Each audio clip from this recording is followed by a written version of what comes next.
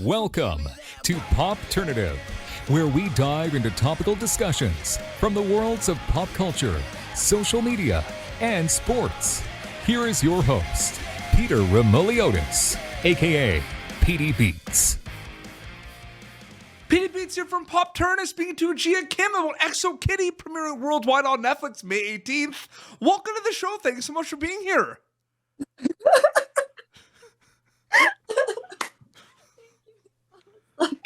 That was the most amazing intro. Well, I mean, thank you, but we gotta be excited, and I know there's a lot of energy. It's a Popternative thing. It's my thing. Sometimes, I'll do interviews with people that it's like their first interview in the morning, and they're like, "You woke me up. Thank you." Yeah, I love your energy. Thank you so much. I appreciate it. But welcome to the show. Thank you so much for your time. I really appreciate it. Thank you. So, it's really exciting because I have so many questions just about kind of the filming of the show and everything. But I just want to know, what are kind of elements when you're reading the script? Like, you're officially going to be in the show. What are some elements that you really kind of enjoyed with this project that made you want to be a part of Exo Kitty, Gia? Okay, so, even before I read the script, I think this kind of ties into the whole audition process, but I found this through an open casting call posting that I saw on Instagram.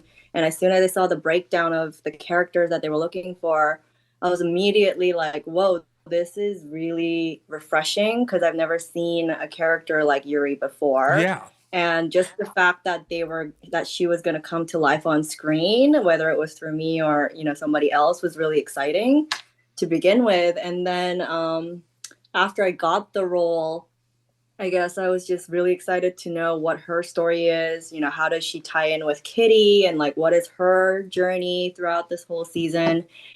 And it just, the more I read the script, episode by episode, I was like, oh my God, I thought it would be hard for me to connect to this character, but then the more I learned about the person she is, I found more and more similarities as opposed to differences. And I think it just made me really excited to tell her story, because I think it's a story that I feel like a lot of people can resonate with, especially teenagers and people who are still kind of trying to figure themselves out. What is my identity? What is my voice? So 100%. Yeah, that was all really exciting for me. The self-reflection component of it, when I watch the series, that's kind of the big takeaway that I got. I think the To All the Boys movies as well, because you're part of that universe, which is so exciting, is all about kind of figuring things out, being thrown in kind of situations where you have to adapt and make important choices. And I think that's it. Mm-hmm. So you auditioned for Yuri? Yes. Okay, so did you, because, when people get to see it on May 18th, you speak English and Korean in the show. Did you have to do lines in Korean and English as well for the audition? What was the audition process specifically like? So for the audition, yes, but The scripts were all in English at first. Okay. So I sent in a self-tape in English, and then it was towards the very end, the last audition or chemistry read I did with either Anna or, it was Minyoung. It had to be Minyoung because Minyoung and I have Korean scenes. Yeah.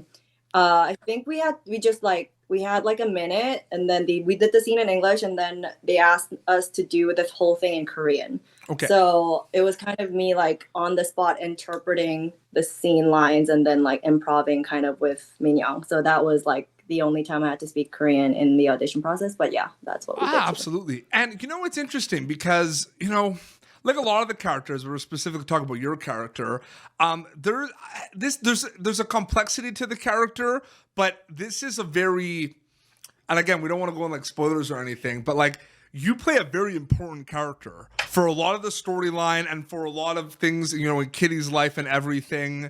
So it's preparation wise, we talked about the audition and everything, I'm sure it's pretty evident reading the scripts, this is a very important character. So what is that preparation, if anything, about that specifically? It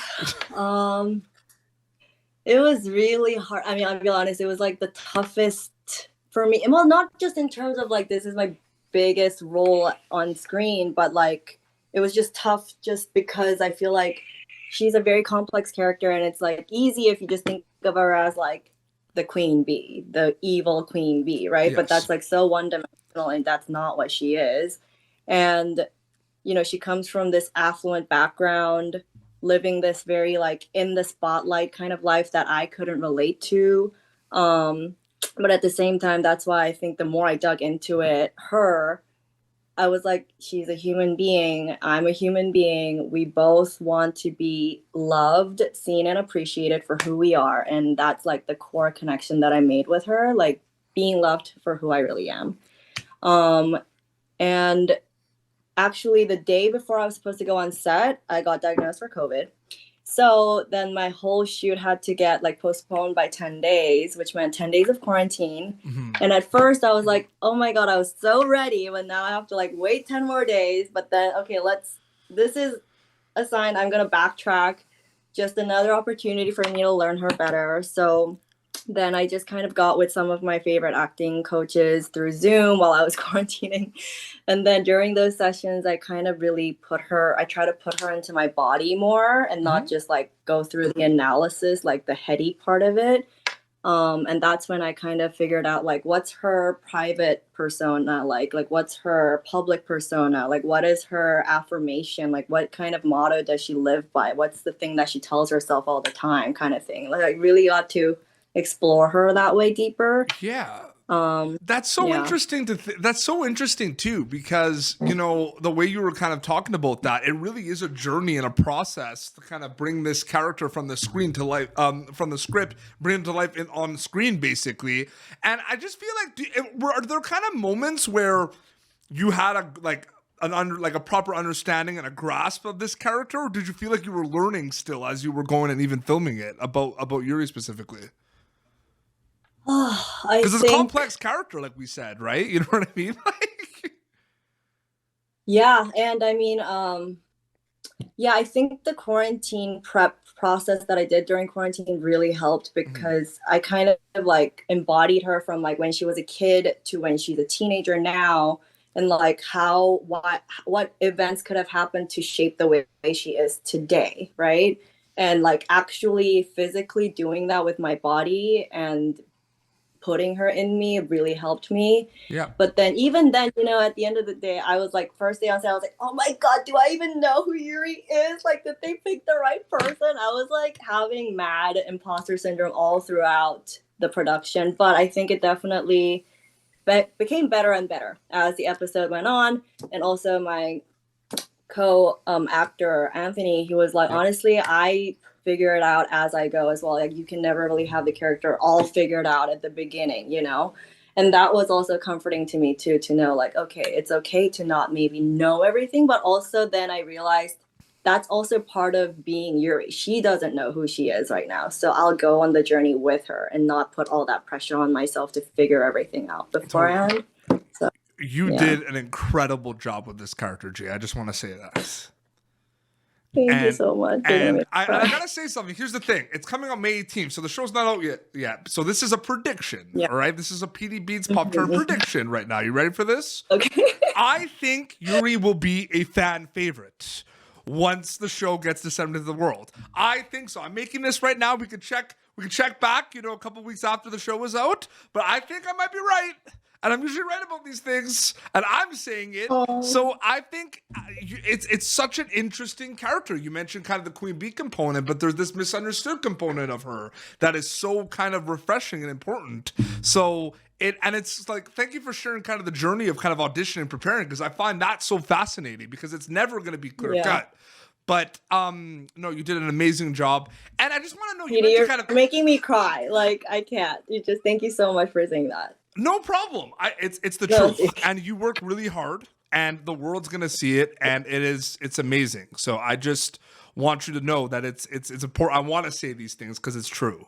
So congratulations. Thank you. Thank you so much. You mentioned the ensemble cast. You mentioned like Anthony a little bit. So I think that's one of my favorites, because the cast of the show is so good and so amazing.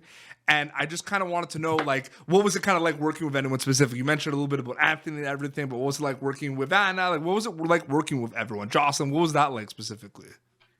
Honestly, like, every single person was like good human beings, and that is like such a big blessing. And I think going forward, I'll have very high standards for like what kind of people I work with now, because Yes. everyone that I met on So Kitty were such just lovely people. Like I just adore Anna. Like she's like the cutest, but also very mature person. Like honestly, and as number one, she really just brought her game on and just set the bar high for everyone. She's very professional, and everyone just, everyone, I think also because they're young, but also like they have been doing this for a long time, so like I found myself asking them questions if I don't understand something, like, oh, what is that? Like, what is this supposed to be? Like, just even the basic stuff. And it was just really nice to know that everyone is just so open to helping each other. And,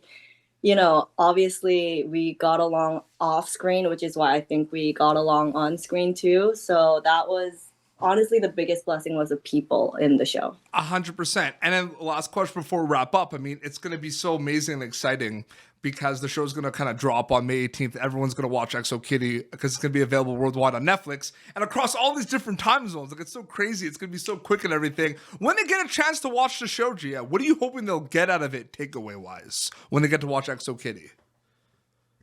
I hope that no matter what age you are, when you watch it, you will see yourself in one of the characters and feel and resonate with their story and feel inspired or feel even nostalgic, feel love or sadness, like all of it. I just want them to go through the journey and like really see themselves in the characters. And like you said, like watching something is like a very self-reflective process, right? And I think that's a very like therapeutic thing too. So and during that's the what pandemic, I hope. we were doing a lot of self-reflection because we had the time to do so. A lot of us were at home, so we're kind of watching a lot of these characters, and I feel like these shows become more relatable because we were doing a lot of self-reflection. So we see these characters like Yuri and Kitty who were figuring things out, and we're like, that was us for like 3 years. So I think that's really important.